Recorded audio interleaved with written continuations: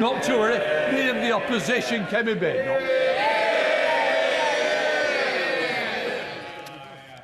Well, can I thank the Deputy Prime Minister for advance sight of his statement?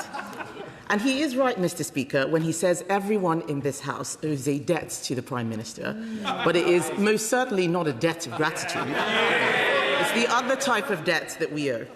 So the Right Honourable Gentleman has come to the House to update us on a meeting he did not attend. He stood in for the Prime Minister at PMQs during the G7. Now he is standing in again to tell us what happened at the G7. Where is the Prime Minister? Where is the Prime Minister? He says he needs to stay in post for 3 months, but then doesn't come to Parliament to do his job. He wants to go on a farewell tour, while the new member for Makerfield is asking for a summer holiday to work out what he thinks. In the meantime, no one is in charge and Britain is not being governed. The Prime Minister gave assurances at the G7 about military support to Ukraine. He gave those assurances after the Defence Secretary resigned because he was being forced to make decisions that would increase the risk to our armed forces. The Prime Minister gave assurances about sanctions on Russian oil and gas, while here the government was lifting those sanctions. He is saying one thing abroad, Mr. Speaker, but doing the opposite at home. And these are just some of the many reasons he had to resign this morning, but apparently for some mysterious reason he must stick around until September. Given the Prime Minister has resigned, why is he hanging around?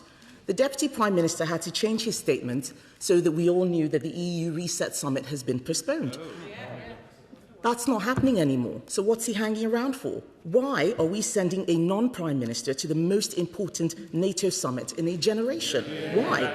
It is because this psychodrama is about the Labour Party, not the country. Labour are still trying to tell us that everything is fine.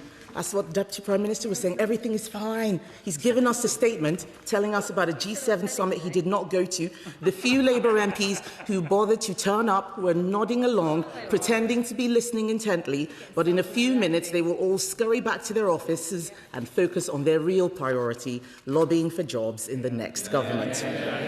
So can I take the opportunity to congratulate the Right Honourable Member for Makerfield on his election, Mr. Speaker. But can I just point out that the new member for Aberdeen South is here. He is here. The member for Makerfield is not here because he is more interested in his leadership bid than Britain's national security. 2 weeks ago, the Defence Secretary and Armed Forces Minister as well quit the government because Labour's failure to fund defence is putting our national security at risk. This will not disappear from the member for Makerfield's in tray just because he won a by-election. If he becomes Prime Minister, he will be briefed by the heads of our military about Britain's reducing ability to defend herself, let alone Ukraine, as the Deputy Prime Minister said. In order to fund defence, we need more money, not more speeches at summits. He will find that Britain is not able to borrow any more money. He will find that it has all been spent on welfare. He will realise that this government is providing export finance to rebuild Ukraine's energy system while crippling our own, reducing sanctions on Russian oil while sanctioning oil from Aberdeen. Only one thing matters at the G7 and NATO summits, Mr. Speaker, and that is our collective national security. The Minister is chuntering. Can he say anything about why the Defence Secretary resigned? If they're all living in la-la land, I'm going to wake them up. I'm going to wake them up to stop pretending that everything is fine, because it is not. Let me remind him, Mr. Speaker, that the Prime Minister is resigning because he failed on national security. He appointed a known security risk as our ambassador to Washington. He is destroying our energy security, which is national security, and he is refusing to fund the defence investment plan needed to keep our country safe. The G7 summit reminds us, Mr. Speaker, that we are living in serious times, yet the government is paralysed and our country is in limbo. It is time for Labour to start putting country before party and to put Britain's national interest first. Deputy Prime Minister.